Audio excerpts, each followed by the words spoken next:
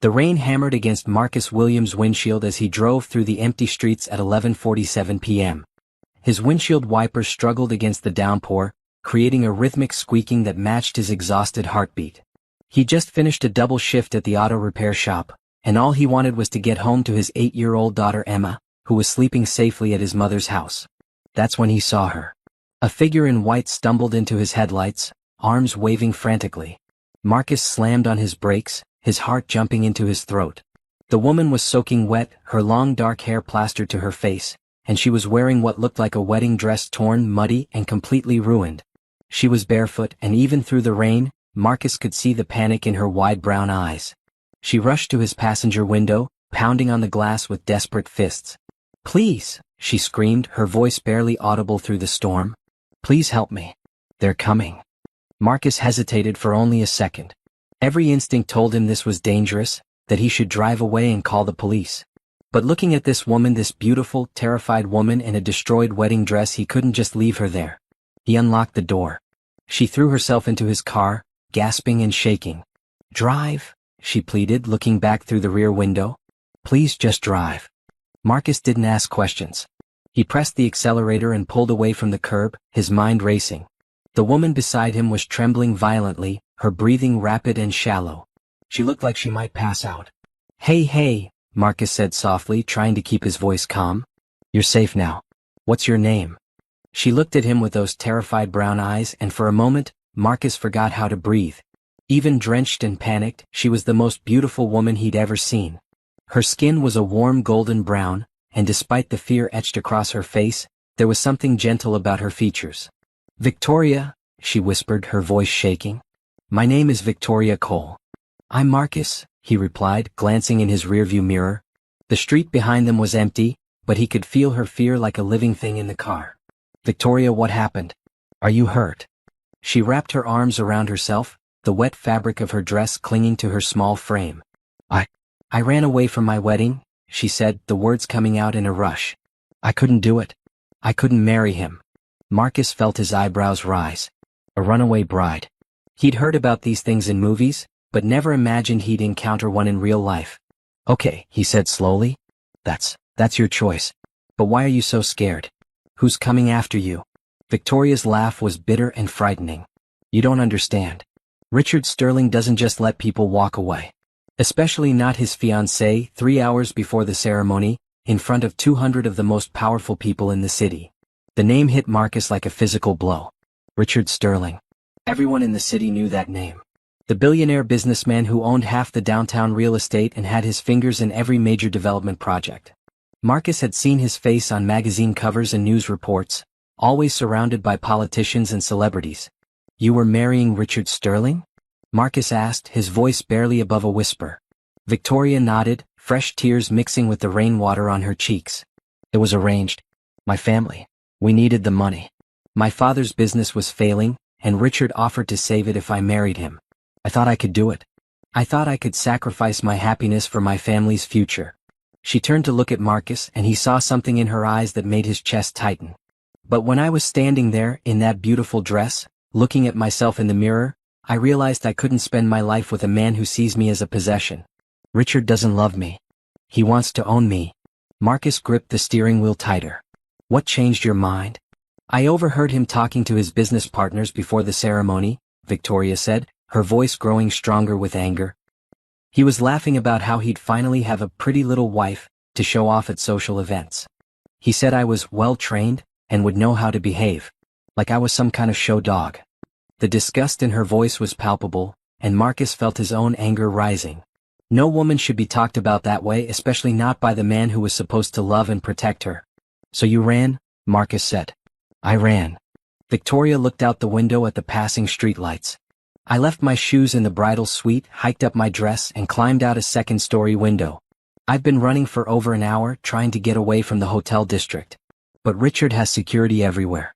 Private investigators, bodyguards, people who owe him favors."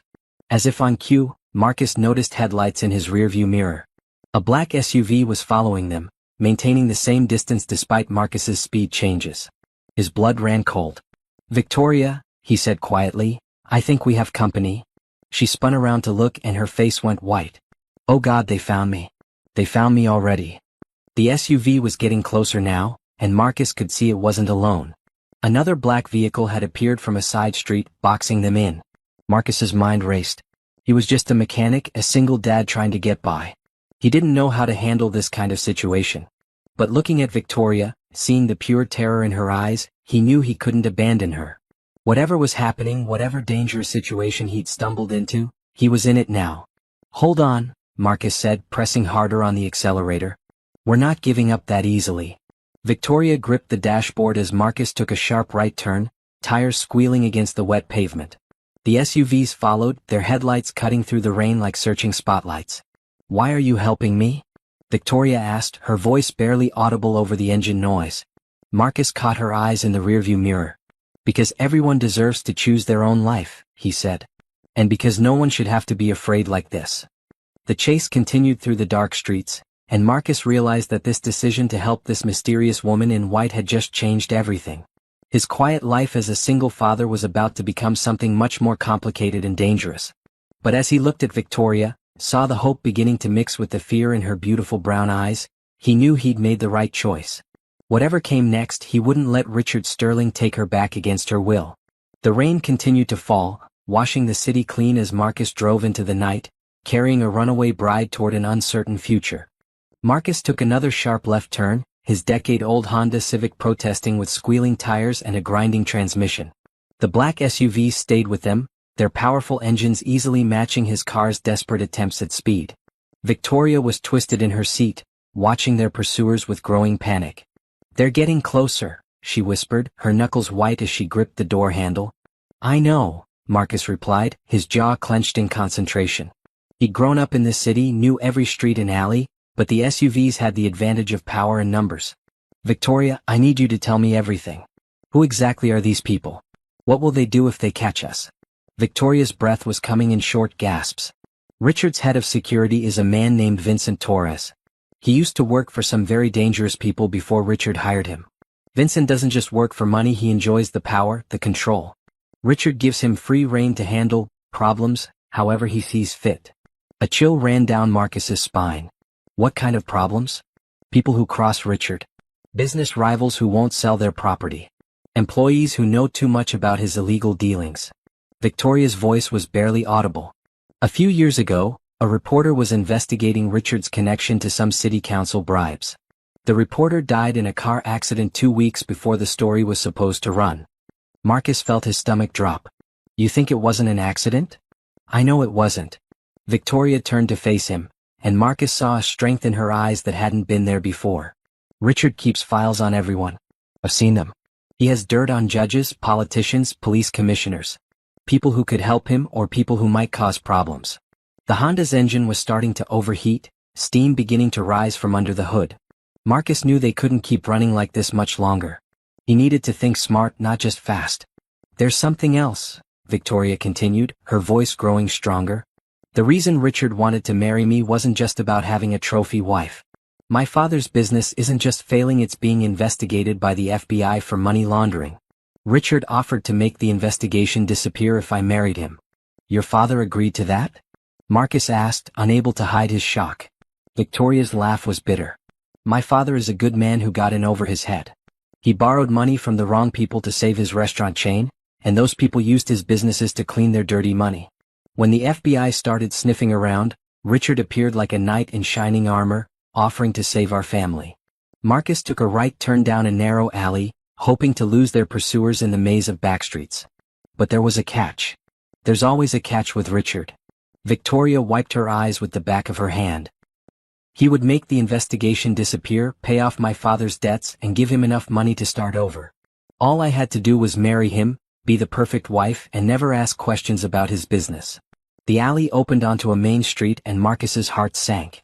Both SUVs were waiting for them, having anticipated his move. He was trapped between them with nowhere to run. Marcus, Victoria said quietly, you need to let me go. Pull over and let me out. This isn't your fight. No. Marcus's voice was firm. I'm not abandoning you. You don't understand. Richard will destroy you. He'll find out everything about your life, your family, your daughter. He'll take everything you care about and twist it into a weapon against you. Marcus felt a cold fear grip his heart at the mention of Emma. His daughter was everything to him, the only family he had left after his wife died 3 years ago. The thought of anything happening to her made his blood run cold. But looking at Victoria, seeing the resignation in her eyes, he knew he couldn't live with himself if he gave up now. "My daughter Emma is staying with my mother tonight," he said. "They're safe. And I'm not letting you go back to that monster." Victoria stared at him in amazement. "What? You don't even know me. Why would you risk everything for a stranger?" Marcus was quiet for a moment, thinking about how to answer. 3 years ago, my wife Sarah was diagnosed with cancer. She fought it for 18 months, but the treatments were expensive, and our insurance didn't cover everything. I watched the most beautiful, strong woman I'd ever known waste away because we couldn't afford the care she needed." He paused, swallowing hard. "The night before she died, Sarah made me promise something. She said that if I ever had the chance to help someone who was powerless, someone who needed a hero, I should take it. She said that's how we honor the people we've lost, by protecting the people we can still save." Victoria was crying now, but not from fear. "She sounds like she was an amazing woman." "She was." Marcus managed a small smile. "And she would have liked you. She hated bullies, and she would have hated Richard Sterling."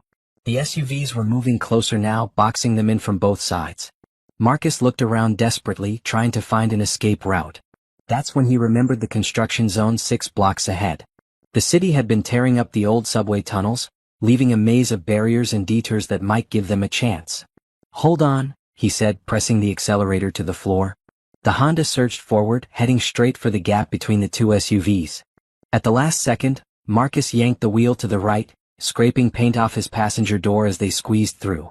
The SUVs tried to follow, but their bulk worked against them in the narrow space. "There." Victoria pointed ahead. "The construction zone." Marcus nodded, steering into the maze of orange cones and concrete barriers. The Honda's smaller size let them weave through obstacles that would stop the larger vehicles. Behind them, he could hear the SUVs struggling to navigate the tight spaces. As they emerged from the construction zone onto a quiet residential street, Marcus allowed himself a moment of hope. They'd bought some time, but he knew it wouldn't last long. Richard Sterling had resources they couldn't match indefinitely. "We need somewhere safe to think," Marcus said. "Somewhere they won't expect us to go." Victoria was looking at him with something like wonder. "You really meant what you said back there? About not abandoning me?" "I meant every word." Marcus caught her eyes in the rearview mirror. "But Victoria, I need to know, is there anything else? Anything about Richard or your situation that I should know before we go any further?" Victoria hesitated, and Marcus could see her internal struggle. Finally she spoke. "There's evidence. Financial records, recorded conversations, photographs. Richard keeps everything, including proof of his crimes. I know where it is." Marcus felt his pulse quicken. "Evidence of what?" "Bribery, money laundering, witness intimidation. Maybe even murder." Victoria's voice was steady now, stronger than it had been all night. "Richard thinks he's untouchable, but he's also paranoid. He documents everything to use as leverage against his enemies. If we could get that evidence, we could bring him down," Marcus finished. "We could bring him down," Victoria agreed. "But it's dangerous. More dangerous than just running away." Marcus was quiet for a moment, thinking about Emma, about the promise he'd made to Sarah, about the woman beside him who'd found the courage to run from a monster. "Where is this evidence?" "His private office in the Sterling Tower. Top floor, behind a hidden safe." Victoria looked at him intently. "Marcus, I can't ask you to do this. If we get caught." "Then we don't get caught," Marcus said simply. "But first we need to make sure Emma is safe. And we need to find somewhere to plan." As they drove through the quiet streets toward his mother's house, Marcus realized that his life had just taken a turn he never could have imagined. He was no longer just a mechanic trying to get by. He was now part of something bigger, something that could either save Victoria's life or destroy them both. But looking at her determined face, seeing the strength that had carried her through that hotel window and into the night, Marcus knew he'd made the right choice. Whatever happened next, they would face it together. The rain was beginning to slow, and the first hints of dawn were touching the eastern sky. A new day was coming, and with it, new possibilities for justice and freedom. Marcus pulled into his mother's driveway at 4:30 a.m., the Honda's engine finally giving up with a shuddering wheeze. Steam poured from under the hood, and he could smell burning oil. They'd pushed the old car beyond its limits, but it had gotten them to safety. "Is this where your daughter is?" Victoria asked, looking at the small but well-maintained house with its cheerful yellow shutters and flower boxes. Yeah. My mom, Dorothy, watches Emma when I work late shifts. Marcus turned off the engine and sat back, suddenly realizing how exhausted he was. She's going to have a lot of questions. Victoria looked down at her ruined wedding dress, now more mud than white silk. I can only imagine what she'll think when she sees me. She'll think you're someone who needs help, Marcus said with confidence. That's all she'll need to know. They made their way to the front door and Marcus used his key to enter quietly. The house smelled like his childhood lavender cleaning supplies and fresh-baked cookies. He could hear the soft sound of the television from the living room, where his mother always dozed while waiting for him to come home. "Mom?" he called softly. Dorothy Williams appeared in the hallway, a small woman in her 60s with graying hair and kind eyes. She was wearing her old bathrobe and slippers, and her face showed the worry she'd been carrying all night. "Marcus, honey, I've been so worried. Your shift ended hours ago, and when you didn't answer your phone," she stopped mid-sentence when she saw Victoria standing behind him, dripping wet in her torn dress. "Oh my goodness," Dorothy breathed, her motherly instincts immediately kicking in. "You poor thing. What happened to you?" Victoria looked uncertain, glancing at Marcus for guidance. He stepped forward, putting a protective arm around her shoulders. "Mom, this is Victoria. She's in trouble and she needs our help. I know it's a lot to ask, but—" "Say no more," Dorothy interrupted, already moving toward Victoria. "Come with me, dear. Let's get you out of those wet clothes and into something warm." As Dorothy led Victoria down the hallway toward the bathroom, Marcus felt a surge of love for his mother. She hadn't asked for explanations or details. She'd simply seen someone in need and responded with kindness. "Marcus," Dorothy called back, "there's soup on the stove and fresh towels in the linen closet. Make yourself useful." Marcus smiled despite everything. His mother could face any crisis as long as she had tasks to keep her busy. He went to check on Emma, who was sleeping peacefully in his old bedroom, her dark curls spread across the pillow. She looked so small and innocent, completely unaware of the danger that had touched their lives. 20 minutes later, Victoria emerged from the bathroom wearing a pair of Dorothy's pajamas and a warm robe. With her hair brushed and her face clean, Marcus could see just how beautiful she really was. But more than that, he could see the strength in her posture, the determination that had carried her through the night. "Feel better?" he asked. "Much." Victoria managed a genuine smile. "Your mother is wonderful. She didn't ask any questions, just took care of me like I was her own daughter." Dorothy appeared with a tray of soup and sandwiches. "Questions can wait until you've had something to eat and some rest," she said firmly. "But Marcus, I do need to know, are we safe here? Should I be worried about Emma?" Marcus looked at Victoria, who nodded encouragingly. "Mom, Victoria was supposed to marry Richard Sterling tonight. She ran away from the wedding, and his security people are looking for her." Dorothy's eyebrows rose. "Richard Sterling? The billionaire?" She looked at Victoria with new understanding. "Oh honey, you were smart to run. I've read about that man in the papers. He's not someone I'd want my daughter anywhere near." "His people chased us here," Marcus continued. "I don't think they know about this house yet, but we can't stay long. We need to figure out what to do next." Victoria spoke up. "I've been thinking. Richard will expect me to try to leave the city, maybe go to family in California. He'll have people watching the airport, the train station, the bus depot. But he won't expect me to stay and fight." "Fight how?" Dorothy asked, settling into her chair. "Richard keeps evidence of all his crimes in a safe in his office. If we could get that evidence to the FBI, to the press, we could expose him for what he really is." Victoria's voice was steady, but Marcus could see the fear in her eyes. "The problem is it's in the Sterling Tower. Getting to it would be almost impossible." Dorothy was quiet for a moment, thinking. "Not impossible," she said finally. "Difficult, but not impossible. Marcus, do you remember Mrs. Henderson from down the street? Her daughter Kelly works as a cleaning lady in the Sterling Tower. Night shift." Marcus felt a spark of hope. "You think she might help us?" "I think Kelly Henderson has been treated badly by enough rich men in her life that she might be willing to help a young woman escape from one," Dorothy said. "And I think her mother would be proud of her for it." Victoria was staring at Dorothy with amazement. "You'd really help us? Even knowing how dangerous it is?" "Sweetheart," Dorothy said, reaching over to pat Victoria's hand, "I've been fighting bullies my whole life. I raised Marcus to stand up for people who can't stand up for themselves. Richard Sterling might have all the money in the world, but he doesn't have what we have." "What's that?" Victoria asked. "People who care about doing what's right," Dorothy replied. That's worth more than all his money and power. Just then, Emma appeared in the doorway, rubbing her sleepy eyes. Daddy? Why are you home so early? Marcus's heart clenched. His daughter was the most important thing in his life, and he'd just put her in danger. Hey, sweetheart. I want you to meet someone special. This is Victoria. Emma looked at Victoria with curious 8-year-old eyes. Why are you wearing Grandma's pajamas? Victoria knelt down to Emma's level, smiling gently. I got caught in the rain, and your grandmother was kind enough to let me borrow some dry clothes. Your father helped me when I was scared and needed a friend. Daddy's good at helping people, Emma said matter-of-factly. He fixed Mrs. Johnson's car for free when she couldn't pay, and he always helps me with my homework even when he's really tired. Marcus felt his chest tighten with emotion. His daughter's simple faith in him made him want to be worthy of her trust. Victoria, Emma continued, do you want to see my drawings? I drew a picture of my mommy yesterday. She's in heaven, but I still remember what she looked like. Victoria's eyes filled with tears. I would love to see your drawings, Emma. As Emma ran to get her art supplies, Victoria turned to Marcus.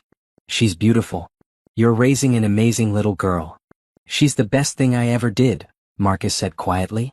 Which is why I need to make sure she stays safe. Victoria, maybe we should reconsider this. Maybe you should just disappear, start over somewhere Richard can't find you. And let him continue hurting other people? Victoria shook her head. Marcus, Richard Sterling destroys lives for profit.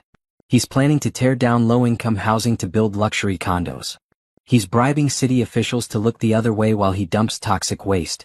He's not just a threat to me, he's a threat to everyone in this city. Dorothy nodded approvingly. She's right, Marcus. Sometimes running away just means the problem gets worse. Emma returned with her drawings, and for the next hour, the four of them sat around the Kit Cole table while Emma showed off her artwork.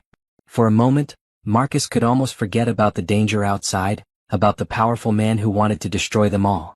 But as the sun began to rise, painting the Kit Cole in golden light, Marcus knew their brief peace was ending.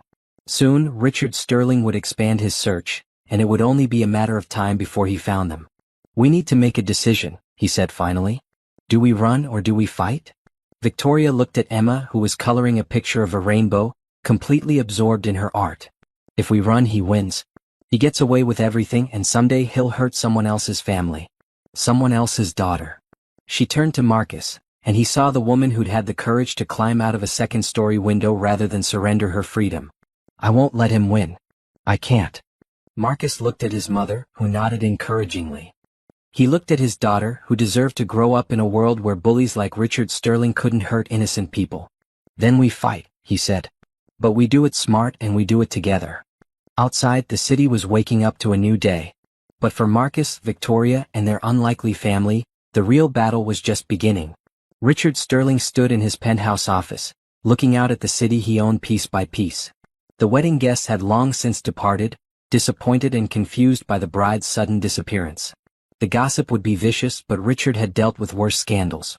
What he couldn't tolerate was being humiliated by a nobody girl who thought she could run from him. Vincent Torres, his head of security, stood behind him with a tablet full of updates. Vincent was a lean, dangerous man with cold eyes and a reputation for solving problems permanently. He'd been tracking Victoria for 6 hours without success. Tell me something useful, Vincent, Richard said without turning around.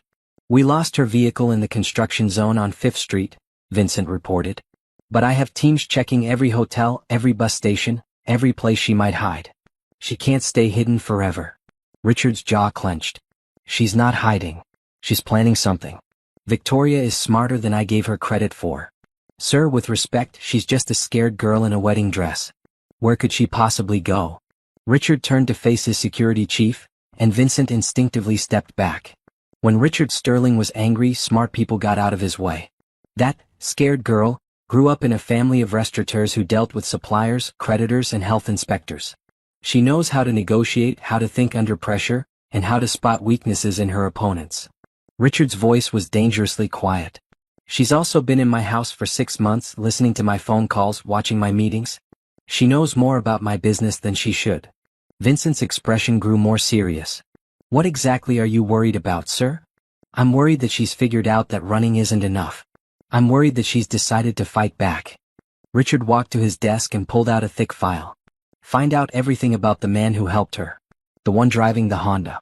I want to know his name, his address, his family, his weaknesses. Everyone has something they care about more than their own life. Meanwhile, across the city, Marcus was making phone calls from his mother's kitcoal. He'd contacted his supervisor at the auto shop, explaining that he had a family emergency and needed a few days off. Next, he called his daughter's school to say she was sick and wouldn't be in. "Daddy, I'm not sick," Emma protested, eating her cereal at the kitcoal table. "I know, sweetheart. But remember how we talked about white lies? Sometimes we tell small lies to protect people we love." Emma nodded seriously. At 8 years old, she understood more about life's complexities than Marcus wished she had to. Victoria was pacing by the window, watching the street nervously. She'd been on edge since dawn, jumping at every car that passed. "I keep thinking I see those black SUVs," she said. "Maybe it's time to contact Mrs. Henderson," Dorothy suggested. "The sooner we can get that evidence, the sooner this will all be over." Marcus nodded and dialed the number his mother had given him. After several rings, an elderly woman answered. "Hello, Mrs. Henderson? This is Marcus Williams, Dorothy's son. I'm calling about your daughter, Kelly." "Yes, it's about her job at the Sterling Tower. We have a situation where someone needs help and we hoped Kelly might be willing to." "Yes, I understand it's unusual. Could we possibly meet with her today?" The conversation continued for several minutes, with Marcus being deliberately vague about the details. Finally, he hung up and turned to the others. "Kelly gets off work at 7 a.m. She's willing to meet with us, but only because her mother vouched for me. She's suspicious and I don't blame her." "Where are we meeting her?" Victoria asked. "The diner on Maple Street. It's public enough to be safe, but quiet enough to talk privately." As they prepared to leave, Dorothy pulled Marcus aside. "Are you sure about this? Once you start down this path, there's no going back." Marcus looked at Victoria, who was helping Emma tie her shoes. There was something about the way she interacted with his daughter, gentle and patient, that reminded him of Sarah. "Mom, I've been playing it safe for 3 years. Ever since Sarah died, I've been so afraid of taking risks that I've forgotten how to really live. And now I'm remembering that some things are worth fighting for." Dorothy smiled and kissed his cheek. "Your father would be proud of you. He always said that a man's worth is measured by what he's willing to sacrifice for others." The drive to the diner was tense. Marcus kept checking his mirrors and Victoria was constantly scanning the streets. Emma, sensitive to the adult's nervousness, sat quietly in the back seat, hugging her stuffed rabbit. Kelly Henderson was waiting in a corner booth when they arrived.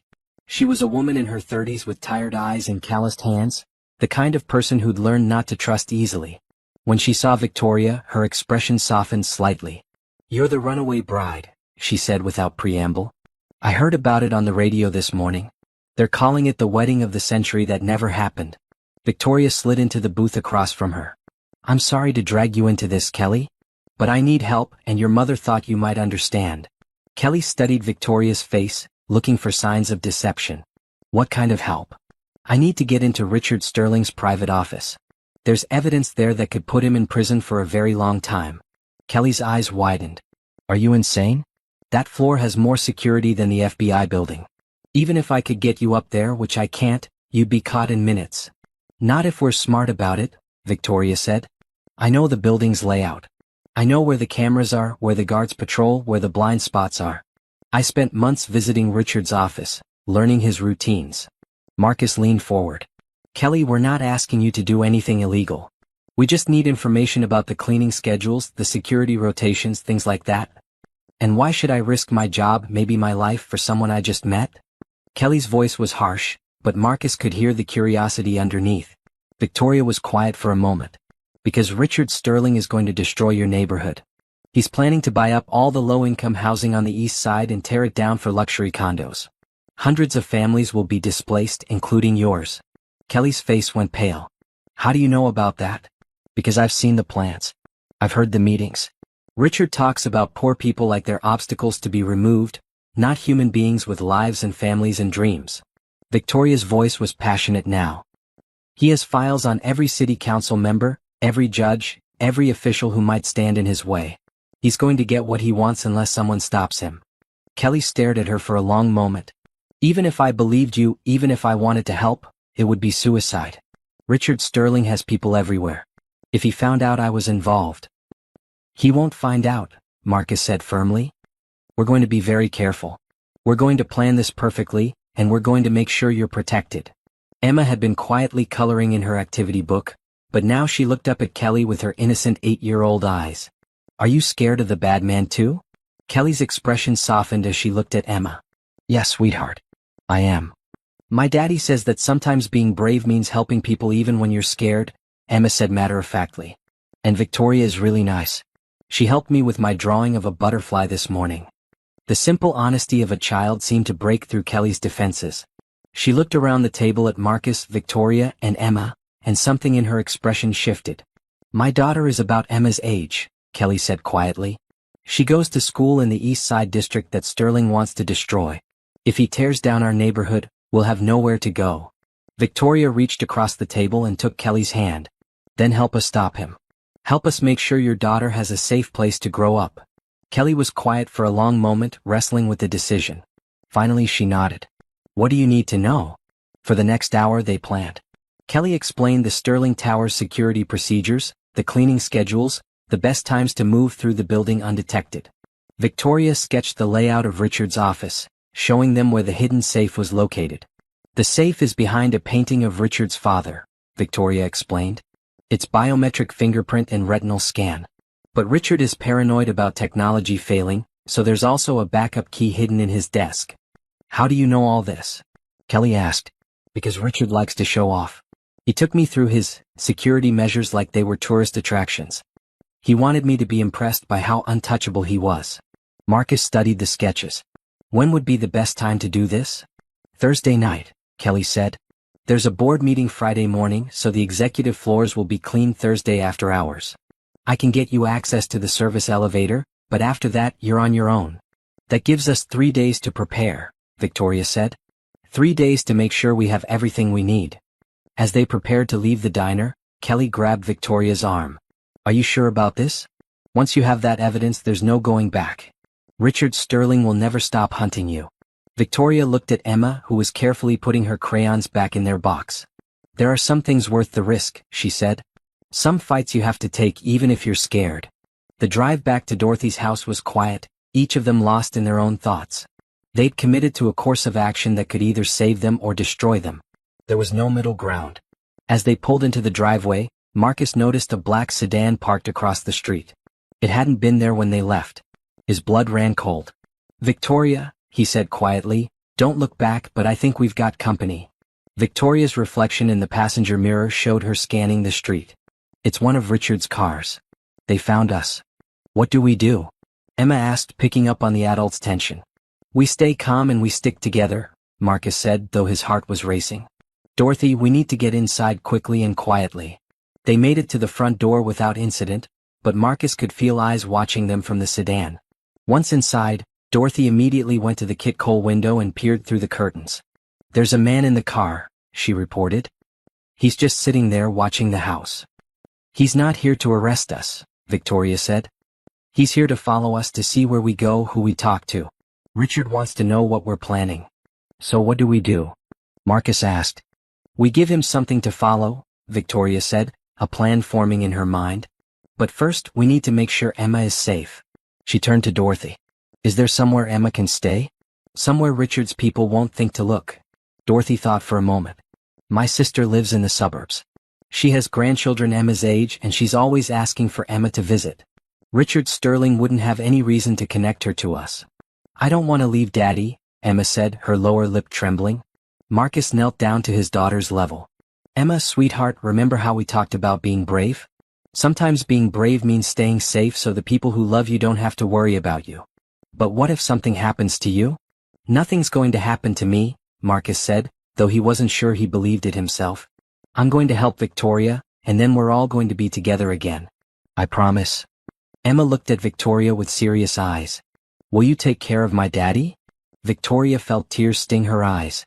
I'll take care of him, Emma. I promise. As Dorothy made arrangements for Emma to stay with her sister, Marcus and Victoria watched the street from the living room window. The sedan hadn't moved, but they could see the silhouette of its occupant, a constant reminder that they were being hunted. Are you having second thoughts? Victoria asked. Marcus looked at her, really looked at her. Despite everything she'd been through, despite the danger they faced, there was something unbreakable in her spirit. She reminded him of Sarah, not in appearance, but in the strength that came from knowing who you were and what you stood for. No, he said. I'm not having second thoughts. But I am scared. Good, Victoria said, surprising him. If you weren't scared, I'd think you didn't understand what we're up against. And what exactly are we up against? Victoria turned back to the window, where the sedan continued its silent vigil. We're up against a man who thinks he owns the world. A man who's never been told no, never been held accountable for his actions. But he's about to learn that some people can't be bought, can't be intimidated, and can't be broken. Even if it costs us everything? Victoria smiled, and for the first time since he'd met her, Marcus saw not the terrified runaway bride, but the strong woman who'd chosen freedom over security, truth over comfort. Especially then, she said. Outside, the watcher in the sedan settled in for a long surveillance. But inside the small yellow house, two people who'd found each other in the darkest moment of their lives were preparing to fight for something bigger than themselves. The hunt had begun, but they were no longer just prey. They were becoming something Richard Sterling had never faced before, people who had nothing left to lose and everything to fight for. The next morning brought new challenges. Marcus woke to find 3 black sedans positioned at different points around his mother's neighborhood. Richard Sterling wasn't just watching them anymore, he was surrounding them. They're boxing us in, Victoria observed from the Kitcole window. Richard's getting impatient. Dorothy was making breakfast with nervous energy, her way of dealing with stress. I called my sister. She's expecting Emma this afternoon. But how are we going to get her there with all these cars watching? Marcus studied the positions of the surveillance vehicles. We need a distraction. Something to draw their attention away from the house. I have an idea, Victoria said. But you're not going to like it. She turned to face them, and Marcus could see she'd already made up her mind about something dangerous. If I leave through the front door and walk down the street, they'll follow me. That'll give you a chance to get Emma out the back way. Absolutely not, Marcus said immediately. I'm not using you as bait. Marcus, they want me, not Emma. It makes sense to keep you safe, Marcus interrupted. We find another way. Emma appeared in the Kitcole doorway, already dressed for the day. Why is everyone arguing? We're not arguing, sweetheart, Dorothy said gently. We're just trying to solve a problem. What kind of problem? Marcus knelt down to Emma's level. Remember the bad man we talked about? He has people watching our house. We need to find a way to get you to Aunt Helen's house without them seeing you. Emma thought about this with the seriousness of a child who'd learned that the world could be dangerous. Could we use the tunnels? What tunnels? Victoria asked. The storm drains, Emma explained. Me and Tommy from next door found them last summer. There's one that goes from our backyard all the way to the park on Elm Street. Marcus stared at his daughter. Emma, those tunnels are dangerous. You're not supposed to play in them. I know, Daddy. But they're not really dangerous if you know where you're going. And Tommy's dad works for the city, so he showed us the safe parts. Dorothy was looking thoughtful. The park on Elm Street is 6 blocks away. If we could get Emma there, Helen could pick her up without going anywhere near this neighborhood. It's risky, Marcus said. Everything's risky now, Victoria pointed out. But it's probably safer than trying to drive through those surveillance cars. An hour later, they were standing in Dorothy's backyard, looking at the storm drain entrance that Emma had discovered. It was larger than Marcus had expected, big enough for an adult to walk through if they crouched down. I don't like this, Marcus said for the 10th time. Daddy, I'll be fine, Emma said with the confidence of youth. I know these tunnels really well. Victoria had insisted on going with Emma, despite Marcus's protests. If something goes wrong, she'll need an adult with her. And I'm the one they're really looking for. If Richard's people catch us, maybe I can negotiate for Emma's safety. No one's getting caught, Marcus said firmly. You follow Emma's lead, you stay together, and you get to that park as fast as possible.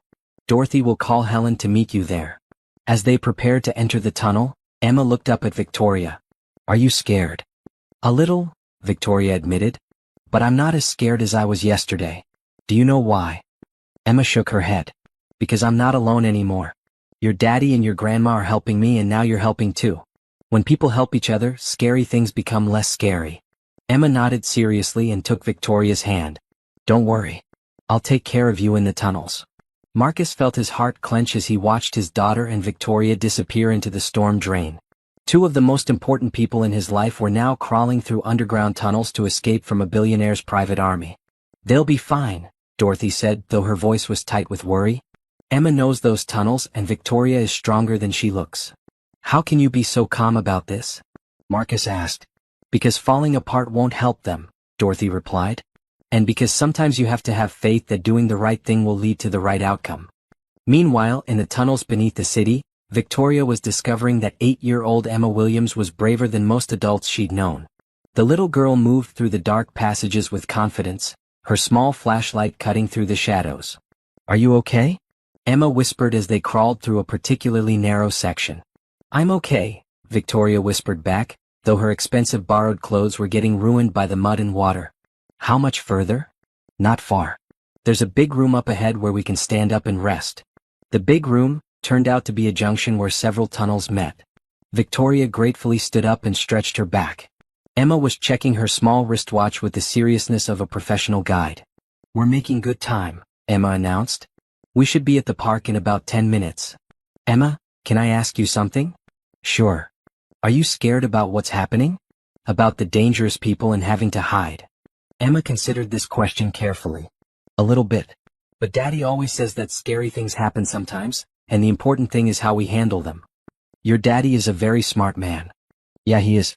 And he likes you." Victoria felt her cheeks warm. "How do you know that?" "Because he looks at you the same way he looked at Mommy in the pictures. And because he's being brave for you just like he was brave for Mommy when she was sick." Victoria felt tears sting her eyes. "Your Mommy was very lucky to have your daddy love her so much. And now you're lucky too," Emma said matter-of-factly. "Come on, we're almost there."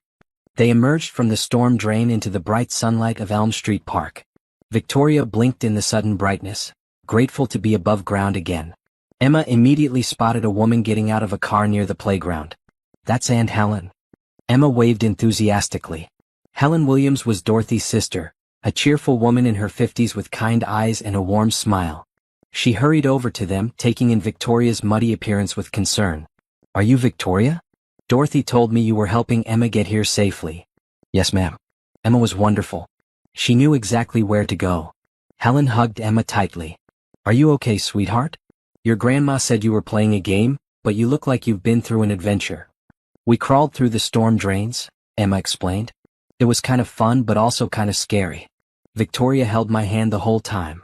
Helen looked at Victoria with new respect. "Thank you for taking care of her. Dorothy didn't tell me much, but she said you were in trouble and needed help." "More trouble than you know," Victoria said. "But Emma is safe now, and that's what matters." As Helen and Emma prepared to leave, Emma ran back to Victoria. "Will I see you again?" "I hope so," Victoria said, kneeling down to hug her. "You're the bravest little girl I've ever met." "You're brave too," Emma said. "And I think you're going to be okay. Daddy won't let anything bad happen to you." Watching them drive away, Victoria felt a complex mix of emotions. Relief that Emma was safe, but also a deep sadness at saying goodbye to the little girl who'd shown her what real family love looked like. Her phone buzzed with a text from Marcus. "Everything okay?" She texted back, "Eagle has landed safely. Heading back to nest." But as she made her way back to the storm drain entrance, Victoria noticed a black sedan cruising slowly through the park.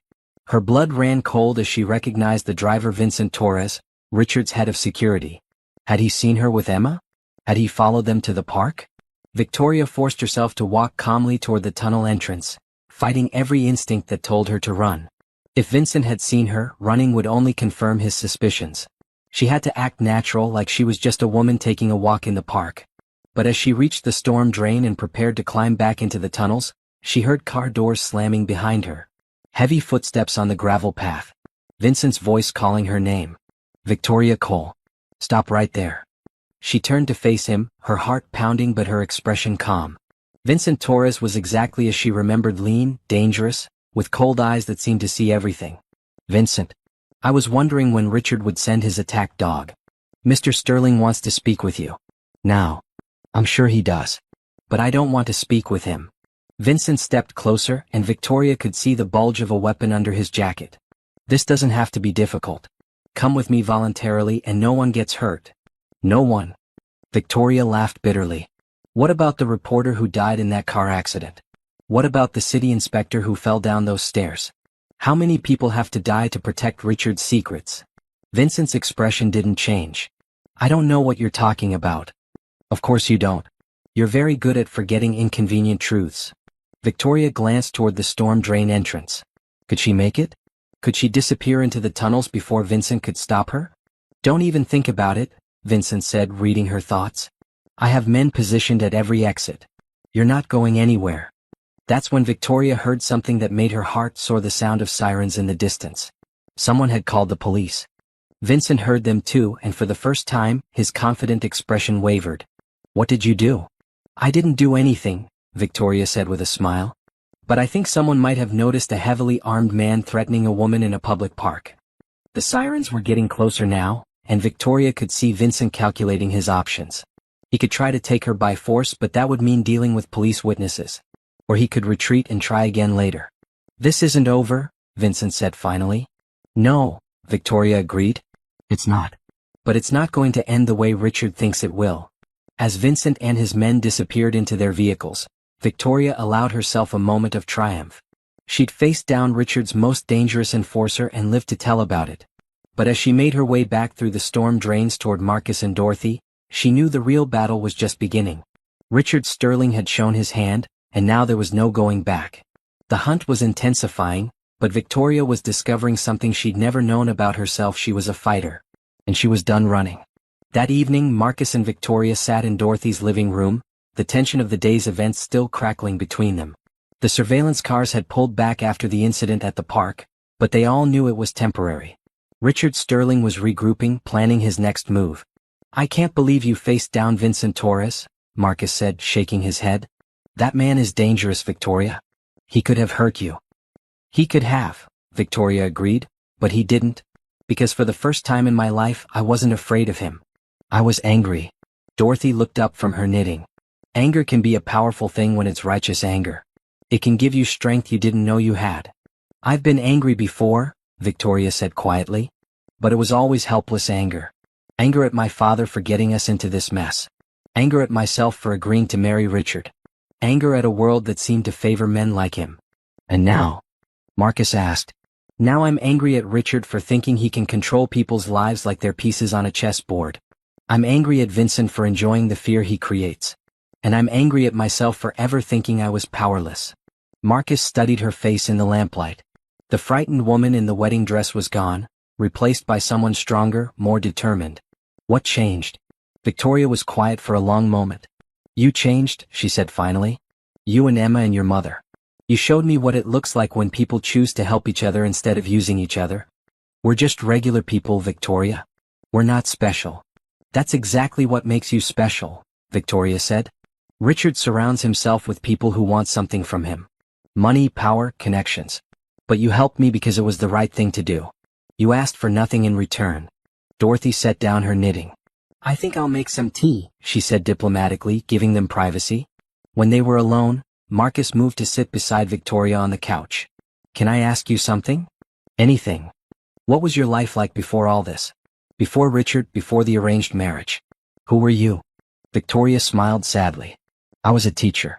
Elementary school, 3rd grade. I loved it. I loved seeing children discover new things, watching them grow and learn.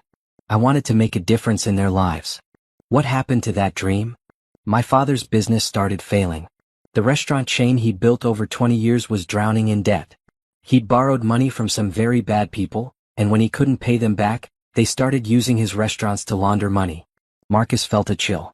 And you knew about this? Not at first. But when the FBI started investigating, my father had to tell me the truth. He was terrified, Marcus. This strong man who'd raised me by himself after my mother died, who taught me to be brave and independent, was falling apart. So you agreed to marry Richard to save him. Richard appeared like a knight in shining armor. He said he could make the investigation disappear, pay off the debts, give my father a fresh start. All I had to do was be his perfect wife. And you believed him? I wanted to believe him. I told myself that maybe I could learn to love him, that marriage was about more than just feelings. But the closer we got to the wedding, the more I realized I was just a trophy he wanted to display. Marcus reached over and took her hand. You didn't deserve that. No one deserves to be treated like property. Victoria intertwined her fingers with his. The night before the wedding, I was lying in bed at Richard's house, and I realized I was more afraid of marrying him than I was of his threats. That's when I knew I had to run. And you've been running ever since. Until today. Today I stopped running and started fighting back. They sat in comfortable silence for a while, hands clasped, each lost in their own thoughts. Finally Marcus spoke. "Can I tell you about Sarah?" Victoria nodded. "We met in college. She was studying to be a nurse and I was working my way through community college trying to become a mechanic. She was way out of my league, beautiful, smart, from a good family. But she saw something in me that I didn't even see in myself." "What was that?" "She said I had a good heart. That I was the kind of man who would always try to do the right thing even when it was hard." Marcus's voice grew soft with memory. "She was wrong about a lot of things, but she was right about that." "She wasn't wrong about anything," Victoria said firmly. "Look at what you've done for me. Look at how you're raising Emma. Sarah saw exactly who you were. After she died, I felt like I'd lost that part of myself. The part that believed in taking risks and fighting for what's right. I became so focused on protecting Emma that I forgot how to live. And now," Marcus looked at Victoria, really looked at her. "Now I'm remembering. Being with you, fighting for you, it's reminded me of who I used to be. Who I want to be again." "Marcus," Victoria said softly, "I need to tell you something. When this is over, when Richard is in prison or we're both dead, I want you to know that these past few days have been the best of my life. Even with all the danger, all the fear. Especially because of that. Because for the first time, I'm fighting for something that matters. And I'm not fighting alone." Marcus felt something shift in his chest, a warmth he hadn't experienced since Sarah's death. "Victoria, You don't have to say anything," she interrupted gently. "I just wanted you to know." But Marcus knew he did have to say something. "I think I'm falling in love with you," he said quietly. "I know it's crazy. I know we barely know each other. But I can't help how I feel." Victoria's eyes filled with tears. "I think I'm falling in love with you too. And you're right, it is crazy. But maybe sometimes crazy is exactly what we need." Dorothy returned with the tea, took one look at their faces and smiled. "Well, it's about time you two figured that out," she said matter-of-factly. "Mom?" Marcus protested, embarrassed. "Oh please. I've been watching you two dance around each other for days. Even Emma could see it." Victoria laughed, and Marcus realized it was the first time he'd heard her laugh without sadness behind it. "Your mother is very observant. She's also very nosy," Marcus said, but he was smiling. "I prefer attentive," Dorothy said with dignity. "And I think you make a lovely couple. Sarah would have approved." "You think so?" Victoria asked, suddenly worried. "Oh honey, Sarah would have loved you. She always said that the world needed more people who were willing to stand up for what's right. And she would have been proud of Marcus for finding the courage to love again." As the evening wore on, they talked about everything and nothing. Victoria shared stories from her classroom, funny things her students had said and done. Marcus told her about his work at the auto shop, about the satisfaction of fixing things that were broken. "I want to go back to teaching," Victoria said as they prepared for bed. "After all this is over, I want to find a school where I can make a difference again." "You'll be a wonderful teacher," Marcus said. "Emma certainly thinks so. She's been asking when you're coming back. She's an amazing little girl. You're raising her well." "I'm trying. Some days I feel like I'm failing her." "You're not failing her. You're showing her what it means to be brave, to stand up for people who need help. That's the most important lesson any parent can teach." That night, as Victoria lay on the couch in Dorothy's living room, she thought about how much her life had changed in just a few days. She'd gone from being a terrified runaway to being part of a family that accepted her completely. Down the hall, Marcus was lying in his childhood bedroom, staring at the ceiling. For the first time since Sarah's death, he was thinking about the future instead of just surviving the present. A future that might include Victoria, if they could survive what was coming. Outside, the night was quiet. The surveillance cars were gone, but they all knew it was temporary. Richard Sterling was planning something, and soon they would have to face whatever he had in store for them. But for now, in this small house filled with love and determination, two people who had found each other in the darkest moment of their lives were discovering that sometimes the most powerful weapon against evil is the simple act of caring for one another. Tomorrow would bring new challenges, new dangers. But tonight they were together and that was enough. The next morning brought an unexpected visitor. Marcus was making coffee in the kitchen when he heard a car pull into the driveway. Looking out the window, he saw a gleaming black limousine, completely out of place in the modest neighborhood. "Victoria," he called urgently. "You need to see this." Victoria appeared in the kitchen doorway, still wearing Dorothy's borrowed pajamas. When she saw the limousine, her face went pale. "He's here. Richard's here. Should we run?" Marcus asked, his mind racing through possible escape routes. "No," Victoria said, her voice steady despite her fear. Running won't solve anything. If he's come here personally, it means he's ready to make a deal. And I'm ready to hear what he has to say. Dorothy appeared in the kitcoal, having heard the commotion. That's the biggest car I've ever seen, she said. Are you sure you want to face him, dear? I have to, Victoria replied. This ends today one way or another. The limousine door opened and Richard Sterling stepped out. He was exactly as Marcus had imagined, tall, expensively dressed, with the kind of confident bearing that came from never being told no. He was followed by Vincent Torres and two other men in dark suits. Richard walked to the front door and knocked politely, as if he were a normal visitor paying a social call. Marcus answered the door, positioning himself protectively in front of Victoria. Mr. Williams, I presume, Richard said, his voice cultured and calm. I'm Richard Sterling. I believe you have something that belongs to me. I don't belong to anyone, Victoria said, stepping around Marcus to face her former fiancé. Least of all you. Richard's smile was cold. Victoria, darling. You look different. Less polished than I remember. I look free, Victoria replied. It's a good look on me. May I come in? I think we have some things to discuss. Marcus started to object, but Victoria nodded. Let him in.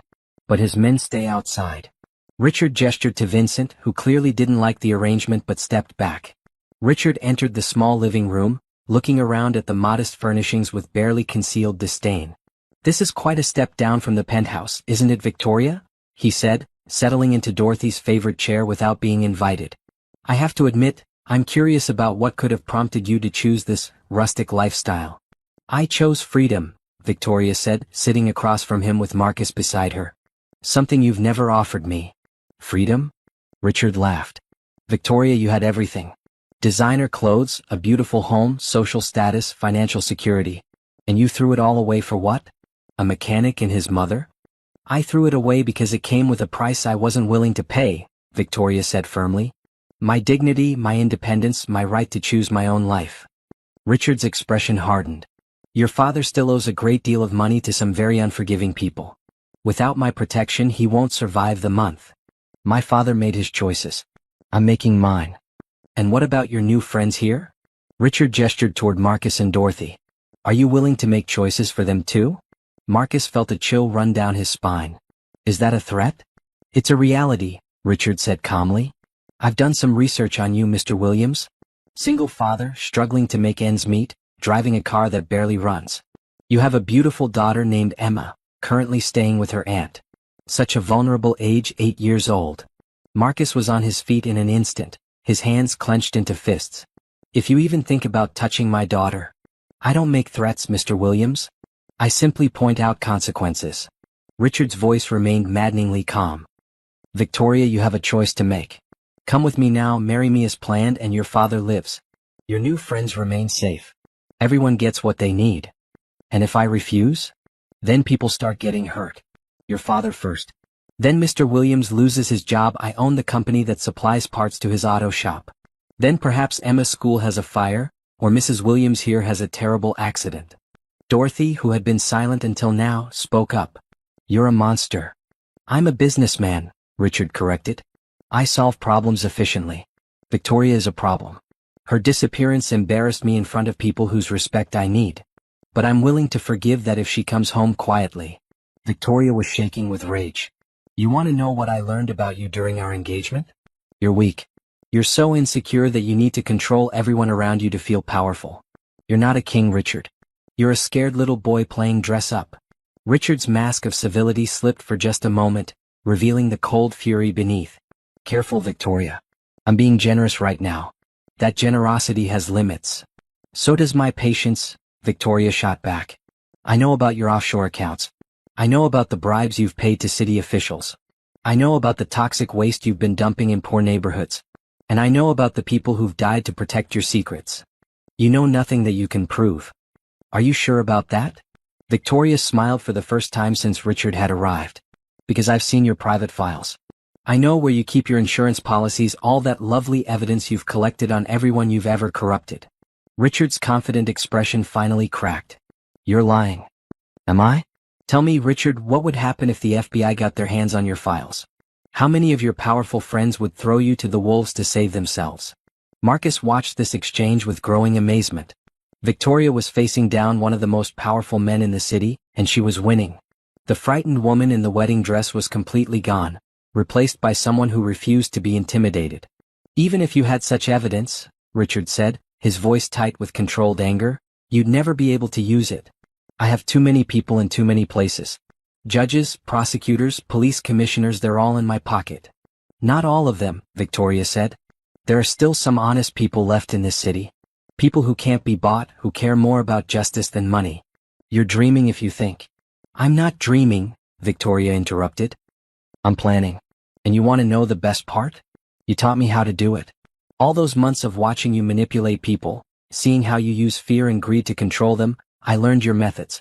The difference is I'm using them for something good. Richard stood up abruptly. This conversation is over.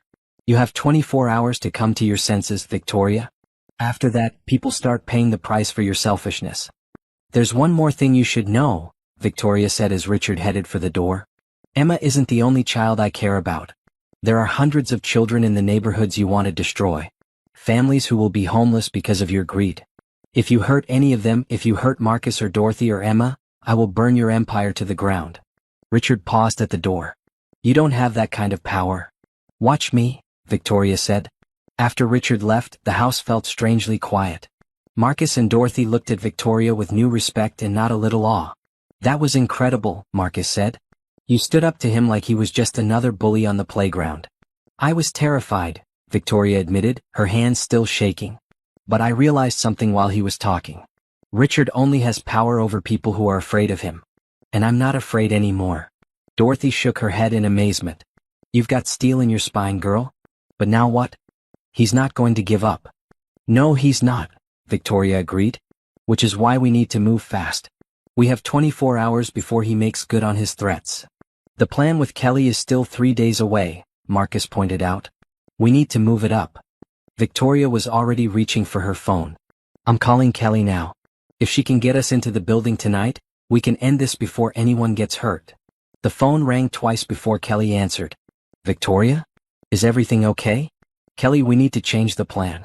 Can you get us into the Sterling Tower tonight instead of Thursday? There was a long pause. Tonight? That's impossible. I'm not even scheduled to work tonight, and the security schedule is completely different. What would it take to make it possible? Another pause. I'd have to call in sick for my regular job and pick up a shift at Sterling Tower. That would mean working 2 jobs in one day, and I'd have to convince my supervisor to let me take someone else's shift. Would you be willing to do that? Victoria, what's happened? You sound different. Richard Sterling came to see me this morning. He threatened to hurt Marcus, his mother, and his daughter if I don't marry him. I can't let that happen. Kelly was quiet for a long moment. Okay, I'll see what I can do. But if we're doing this tonight, we need to be smart about it. No room for mistakes. No mistakes, Victoria agreed. We get in, we get the evidence, and we get out. Simple and clean. Nothing about this is simple, Kelly said. But I'll make some calls. If I can swing it, I'll text you the details. After hanging up, Victoria turned to Marcus and Dorothy. Now we wait. And we prepare. Prepare how? Marcus asked. We make sure everyone we care about is safe. We contact the FBI agent who's been investigating Richard. And we get ready to fight the battle of our lives. Dorothy stood up with determination. I'll call Helen and make sure Emma stays there longer. She'll be safe in the suburbs. And I'll call my buddy Jake at the auto shop, Marcus added. He's got connections with some honest cops. Maybe we can get some backup. As they made their preparations, Victoria felt a strange sense of calm settling over her. 4 months she'd been a victim of Richard's manipulation, trapped in a life that wasn't her own. But now, for the first time, she was taking control of her own destiny. 2 hours later, Kelly called back. I got the shift. I'll be cleaning the executive floors from 10 p.m. to 6 a.m. I can get you into the service elevator at 11 p.m., but after that, you're on your own. That's all we need, Victoria said. Kelly, I can't thank you enough for this. Don't thank me yet. Thank me when we're all still alive tomorrow morning. As evening approached, Marcus and Victoria made their final preparations. They'd studied the building plans, memorized the security rotations, and prepared for every contingency they could think of. Are you ready for this? Marcus asked as they prepared to leave. Victoria looked at him, this man who'd changed her life in just a few days. I'm ready. For the first time in my life, I'm exactly where I'm supposed to be, doing exactly what I'm supposed to do. Even if it's dangerous? Especially because it's dangerous. Richard Sterling has spent his whole life believing that fear makes people weak. Tonight, he's going to learn that sometimes fear makes people strong. As they drove toward downtown, toward the Sterling Tower and the confrontation that would decide their fate, Victoria felt something she'd never experienced before. She felt powerful. Not because she was wealthy or connected, but because she was fighting for something that mattered. The building loomed ahead of them, its glass and steel facade reflecting the city lights. Somewhere in that tower was the evidence that could bring down Richard Sterling. And somewhere in that tower was the future Victoria and Marcus were fighting to build together. No matter what happens tonight, Victoria said as they parked across the street, I want you to know that you've given me something I never had before. What's that? Hope. Real hope for a better life. Marcus took her hand. You've given me something too. You've reminded me that life is worth fighting for. As they walked toward the building, toward Kelly and the dangerous mission ahead, Victoria realized that she was no longer the same woman who'd climbed out of a hotel window in a wedding dress. She was someone stronger, someone who'd learned that love and courage could overcome even the most powerful enemies. The confrontation with Richard had been just the beginning. The real battle was about to begin. The Sterling Tower at night was a fortress of glass and steel, its upper floors glowing against the dark sky. Marcus and Victoria sat in their car across the street, watching the building's security patterns as they waited for Kelly's signal. Second thoughts? Marcus asked, checking his watch. It was 10:45 p.m. No, Victoria said firmly. You? Plenty. But I'm doing this anyway. Victoria's phone buzzed with a text from Kelly. Service entrance. Loading dock. Now. They made their way across the street, keeping to the shadows. The loading dock was at the back of the building, away from the main security cameras. Kelly was waiting for them, wearing her cleaning uniform and looking nervous. I still think you're both crazy, she whispered as she led them through the service entrance. But I also think you're right. Sterling needs to be stopped. The service elevator was small and cramped, designed for maintenance workers and cleaning supplies. As they rode up to the 40th floor, Victoria went over the plan one more time. Richard's office is at the end of the hall. The safe is behind the painting of his father. I'll need about 10 minutes to get it open. What about the security cameras? Marcus asked. There's a blind spot near the emergency exit, Kelly explained. I can loop the footage for that area but only for about 15 minutes. After that, security will notice the glitch. The elevator doors opened onto a dimly lit hallway. The executive floor was eerily quiet, all polished marble and expensive artwork. Victoria led the way to Richard's office, her heart pounding as she used the keycard Richard had given her months ago. I can't believe that still works, Marcus whispered. Richard's arrogant. He probably never thought to deactivate it because he never imagined I'd have the courage to use it. The office was exactly as Victoria remembered, massive, intimidating, designed to make visitors feel small and powerless. Richard's desk dominated the center of the room, and behind it hung the portrait of his father, stern and disapproving even in death. There, Victoria pointed to the painting. The safe is behind that. She removed the painting carefully, revealing a sophisticated electronic safe. Her hands were shaking as she approached the keypad. Victoria, Marcus said softly, if you can't remember the combination. I remember, she said.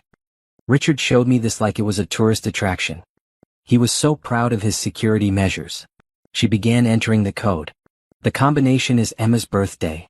Marcus stared at her. What? He asked me about children, about when I wanted to start a family. I told him about a student named Emma who'd been special to me. He said that when we had a daughter, we'd name her Emma, and he programmed the safe with that birth date. The safe opened with a soft beep, revealing files, flash drives, and bundles of cash. Victoria began pulling out documents, her eyes widening as she scanned the contents. My God, she whispered. It's all here. Bank records, recorded conversations, photographs. Richard documented everything. Why would he keep evidence of his own crimes? Marcus asked. Insurance, Victoria explained, stuffing files into her bag. He uses this information to control people. If someone crosses him, he threatens to expose their secrets. But he never imagined anyone would use it against him. A flash drive caught her attention. It was labeled Project Clearwater, in Richard's handwriting. Victoria's blood ran cold as she recognized the name. Marcus, this is about the East Side development. The one that will displace hundreds of families. She plugged the drive into Richard's computer, and files began appearing on the screen. Construction plans, bribery records, environmental impact reports that had been falsified. He's planning to tear down 12 blocks of affordable housing, Victoria said, her voice tight with anger. And he's been bribing city officials to ignore the environmental hazards. The soil is contaminated with toxic waste, but he's hiding that from the families who live there. Including Kelly's family, Marcus realized. Including Kelly's family, Victoria confirmed. And hundreds of others. Children, elderly people, families who have nowhere else to go.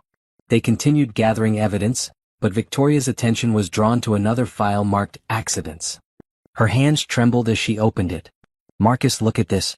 The reporter who was investigating Richard? His death wasn't an accident. There's a payment record to Vincent Torres, dated 2 days before the crash. Marcus looked over her shoulder, his face grim.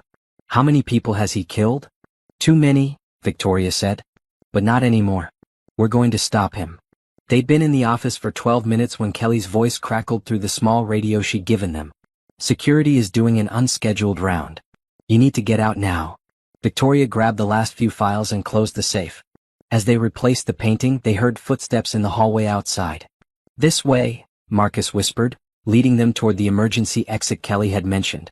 But as they reached the door, it swung open to reveal Vincent Torres and 2 security guards.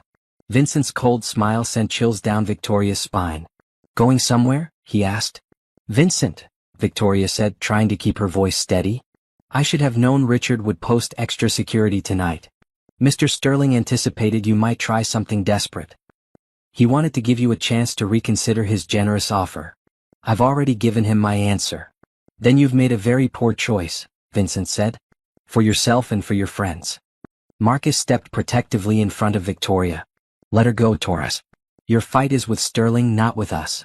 My fight is with anyone who threatens Mr. Sterling's interests, Vincent replied. And right now that includes all of you. One of the security guards spoke into his radio. We've got them. 40th floor, Sterling's office. Victoria realized with growing horror that they were trapped. The elevator was at the other end of the hall, and Vincent was blocking their only other exit.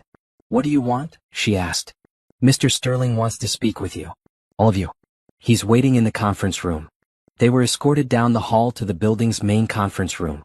Richard was waiting for them, looking calm and collected despite the late hour.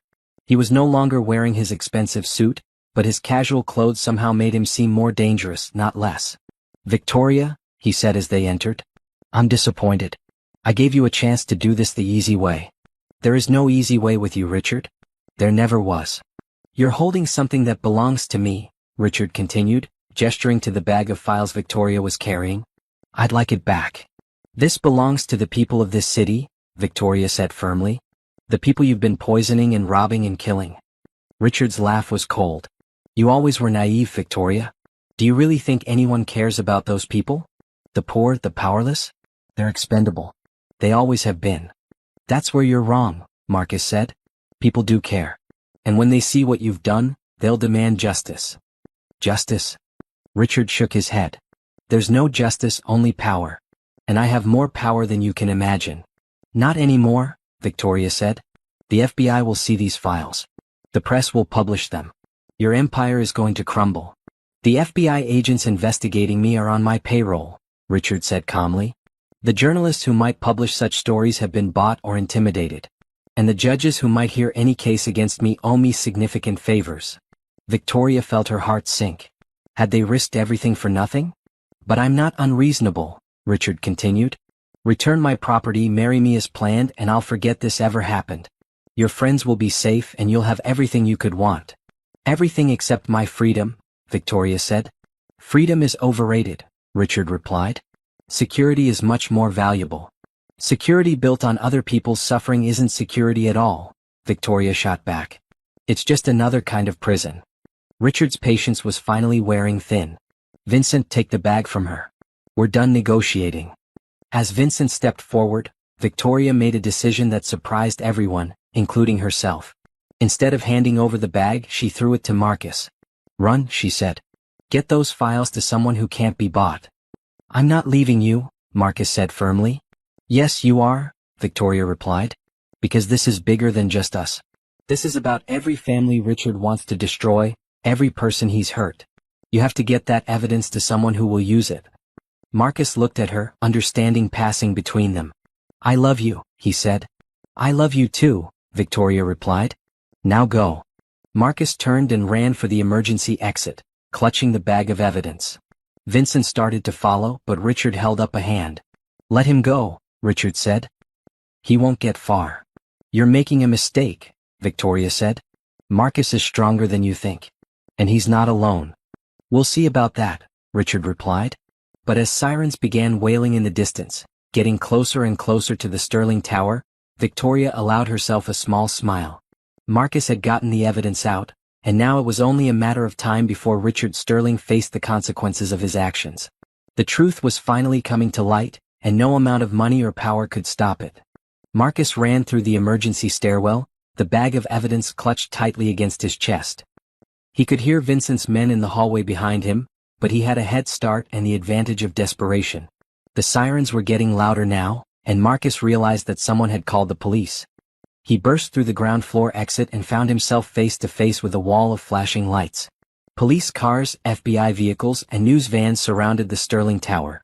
Stop right there, a voice shouted. Marcus raised his hands, the bag still in his grip. I'm Marcus Williams. I have evidence of Richard Sterling's crimes. A woman in an FBI jacket approached him cautiously. I'm Agent Sarah Cole. We've been investigating Sterling for months. What do you have? Everything, Marcus said, breathing hard. Financial records, recorded conversations, evidence of murders. It's all in here. Agent Cole examined the bag's contents, her eyes widening as she scanned the documents. My God, this is everything we've been looking for and more. Where did you get this? From Sterling's private safe. Victoria Cole, his former fiancée, she knew where he kept his insurance files. And where is Miss Cole now? Marcus's heart clenched. She's still up there. She stayed behind so I could get this evidence to you. Agent Cole spoke into her radio. We need tactical units to the 40th floor immediately. We have a hostage situation. She's not a hostage, Marcus said urgently. She's a hero. She risked everything to expose Sterling's crimes. Meanwhile, 40 floors above, Victoria was facing Richard's wrath. The sirens had stopped, but they could see the police lights flashing through the conference room windows. You called the FBI, Richard said, his calm facade finally cracking. You actually called the FBI. I didn't call anyone, Victoria replied truthfully. But I'm not surprised they're here. Did you really think you could keep your crimes secret forever? Vincent was speaking rapidly into his radio, coordinating with building security. Sir, we have FBI agents entering the building. They're demanding access to this floor. Then we give them access, Richard said coldly. But not to her. He turned to Victoria with a look of pure malice. You've destroyed everything I've built. My reputation, my business, my future. Did you think there wouldn't be consequences? I thought about the consequences, Victoria said. I thought about all the people you've hurt, all the families you've destroyed. Those consequences matter more than your hurt feelings. Richard's hand moved to his desk drawer, and Victoria realized with growing horror that he was reaching for something. Her mind raced, trying to think of a way to escape or defend herself. You know, Richard said conversationally, I've always believed that if you can't own something, you should destroy it. That way no one else can have it either. Richard, don't do anything stupid, Victoria said, backing toward the windows. The FBI is here. It's over. For me, maybe. But it's over for you too. That's when the conference room door burst open. Agent Cole entered with several tactical officers, their weapons drawn. Richard Sterling, you're under arrest for multiple counts of murder, racketeering, and conspiracy, Agent Cole announced. Richard's hand froze on his desk drawer.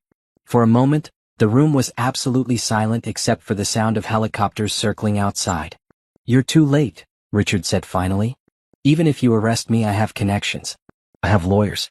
I'll be out in a week. Actually, Agent Cole said, we've been monitoring your communications for months. We know about your connections and we've been building cases against them too. Your network is collapsing as we speak. She nodded to one of her officers, who began reading Richard his rights. Vincent and the security guards were also being arrested, their calm professionalism evaporating as handcuffs were applied. Victoria, Agent Cole said, are you all right? Victoria nodded, though she was shaking with relief and delayed shock. I'm fine. Is Marcus safe? He's downstairs. He's the one who brought us the evidence. Without him, we might never have been able to build a case this strong. As Richard was led away in handcuffs, he turned back to Victoria one last time. This isn't over, he said. I have resources you can't imagine. I'll find a way to. No, Victoria interrupted. This is over. You don't get to threaten people anymore. You don't get to control anyone's life anymore. You're just another criminal facing justice.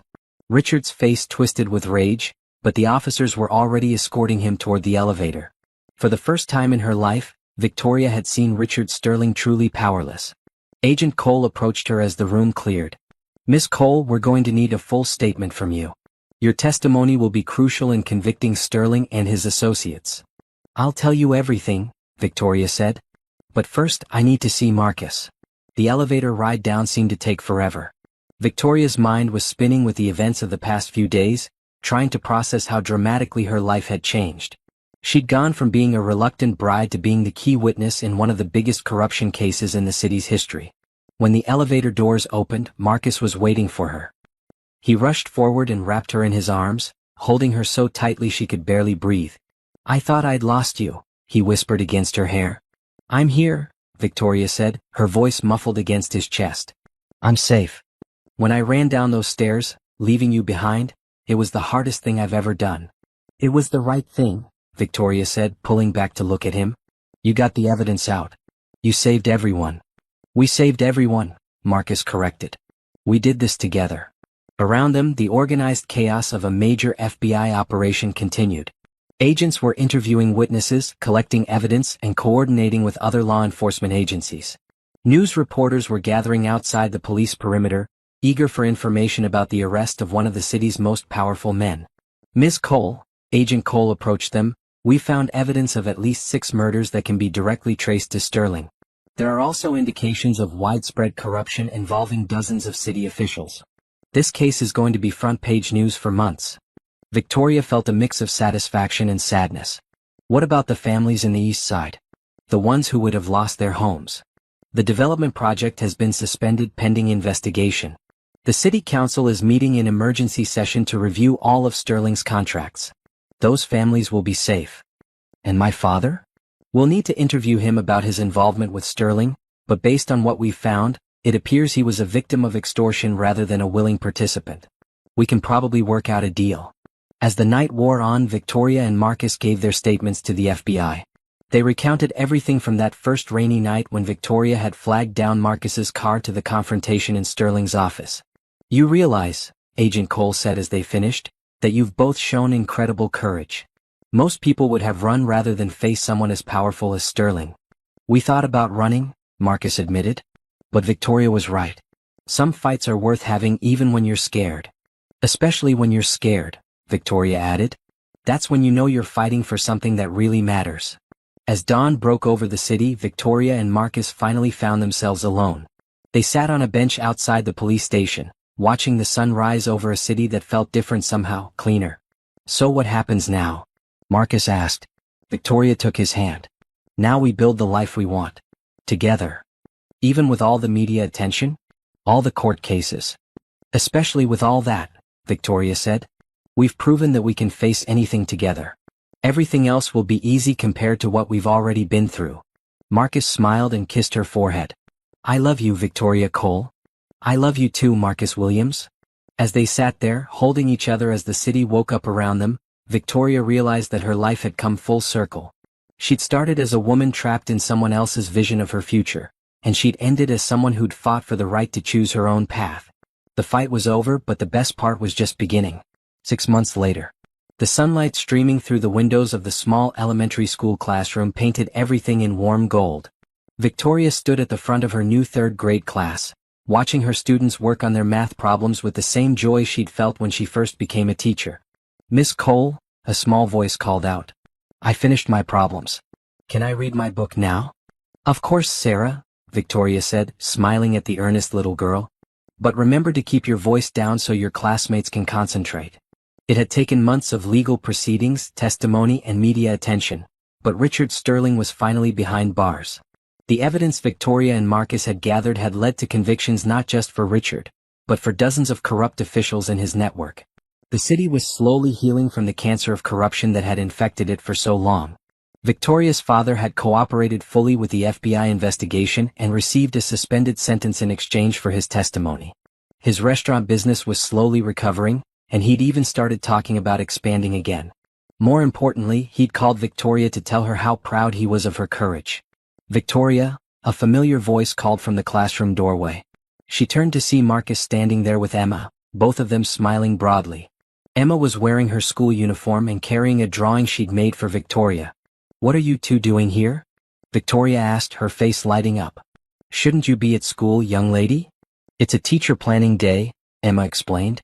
"Daddy said we could come visit you at work." "And I brought lunch," Marcus added, holding up a bag from their favorite deli. "I thought we could have a picnic in the school garden." Victoria's heart swelled with happiness. In the months since Richard's arrest, she and Marcus had built a life together that was everything she'd dreamed of. It wasn't glamorous or wealthy, but it was real and full of love. "Class," Victoria announced, "it's time for recess. Please line up quietly at the door." As her students filed out to the playground, Victoria gathered her things. She'd been teaching at Roosevelt Elementary for 3 months now, and she loved every day of it.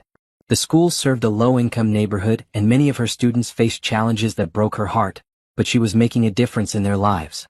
"Are you happy here?" Marcus asked as they walked toward the school garden. "Completely," Victoria said, taking his hand. "These kids need someone who believes in them, who sees their potential. I feel like I'm finally doing what I was meant to do." They found a sunny spot under an old oak tree and spread out their blanket. Emma immediately began showing Victoria her latest drawings, which had improved dramatically since Victoria had started giving her art lessons. "Look," Emma said proudly, "I drew you and Daddy at our wedding." Victoria's breath caught. The drawing showed a bride and groom standing in front of a small church, with Emma standing beside them in a frilly dress. It was sweet and innocent, but it represented something Victoria hadn't dared to hope for. "Emma," Marcus said gently, "Victoria and I haven't talked about getting married yet." "Why not?" Emma asked with 8-year-old directness. "You love each other. You live together. You're already like a family." Victoria and Marcus exchanged glances. They'd been taking their relationship slowly, both of them still healing from their traumatic experiences. But Emma was right, they were already a family in every way that mattered. "Actually," Marcus said, reaching into his pocket, "I was hoping we could talk about that." Victoria's heart began to race as Marcus pulled out a small velvet box. "Marcus, what are you?" "Victoria Cole," he said, dropping to one knee right there in the school garden. "You saved my life in every way that matters. You reminded me how to be brave, how to fight for what's right, how to love without holding back. Will you marry me?" Victoria stared at the ring, a simple solitaire that was perfect in its simplicity. Around them, other teachers and students had stopped to watch, but she barely noticed. All she could see was Marcus, this wonderful man who'd risked everything to help her find her freedom. "Yes," she whispered, then louder, "Yes, I'll marry you."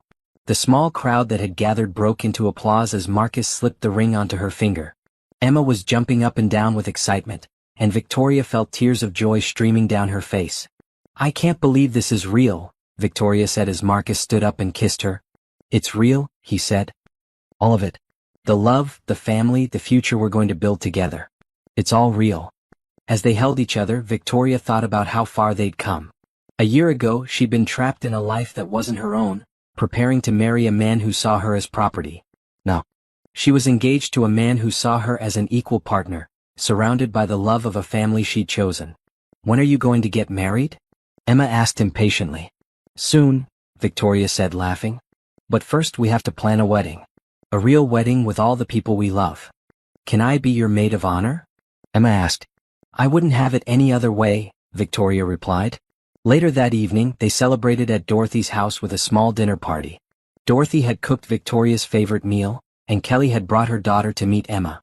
The living room was filled with laughter and conversation, the sound of people who'd been through hardship together and come out stronger. "I have something to tell you all," Kelly announced during dessert. "I got promoted at work.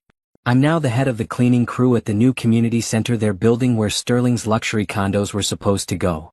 "That's wonderful," Victoria said. "You deserve it." "I never would have had the courage to apply for the promotion before," Kelly said. "But watching you fight back against Sterling taught me that sometimes you have to take risks to get what you want." "Speaking of risks," Dorothy said with a sly smile, When am I going to get to plan a wedding? Soon, Mom, Marcus said. We're thinking about a small ceremony in the spring. Nothing fancy, just family and friends. After everything we've been through, Victoria added, we want something simple and meaningful. Something that celebrates love instead of showing off wealth. As the evening wound down and their guests went home, Victoria and Marcus sat on the porch swing, watching the sunset. Emma was inside, working on her homework with Dorothy's help. Are you nervous about getting married? Marcus asked. Not about marrying you, Victoria said. But I am nervous about the media attention. The trial won't be over for another few months, and reporters are still following the story.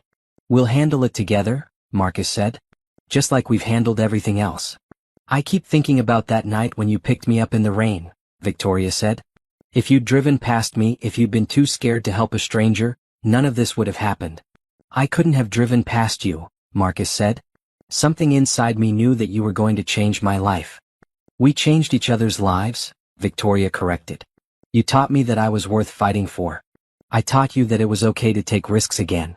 And now we get to find out what comes next, Victoria said. Together. Inside the house, Emma was finishing her homework at the Kit Cole table. She looked up at Dorothy, who was washing dishes. Grandma, Emma said, do you think my mommy would have liked Victoria? Dorothy dried her hands and came to sit beside Emma. Oh, sweetheart, your mommy would have loved Victoria. She would have been so proud of your daddy for having the courage to help her. I think Victoria is going to be a good mom, Emma said thoughtfully. I think so too, Dorothy agreed. She's already been like a mother to you these past few months. And Daddy is happy again, Emma added. He smiles more now. He does, Dorothy said. Love has a way of doing that to people. Outside on the porch, Victoria and Marcus were making plans for their future. They talked about the wedding, about combining their households, about the possibility of having more children someday. I want to adopt Emma, Victoria said suddenly. I want to be her real mother, not just her stepmother. Marcus felt tears sting his eyes. She would love that. She's been asking when she can call you Mom. Really? Really? Victoria, you've been more of a mother to her in the past 6 months than some kids get in a lifetime. You've shown her what it means to be strong, to stand up for what's right, to fight for the people you love. She's taught me what it means to be part of a family, Victoria said. Real family, not the kind that's held together by obligation or fear, but the kind that's built on love and choice. As the stars came out above them, Victoria reflected on the journey that had brought them to this moment. She'd lost one life and gained another, better one. She'd learned that love wasn't about security or comfort, it was about finding someone who made you want to be your best self. The runaway bride who'd flagged down Marcus's car on that rainy night was gone, replaced by a woman who knew her own worth and wasn't afraid to fight for it. And the lonely widower who'd been afraid to take risks was gone too, replaced by a man who'd learned that love was worth any danger. Tomorrow would bring new challenges, new opportunities, new adventures. But tonight, they were exactly where they belonged together, surrounded by love, ready to build the future they'd fought so hard to win. The story that had begun with a desperate escape had become a tale of hope, courage, and the transformative power of love. And the best part was, it was just the beginning.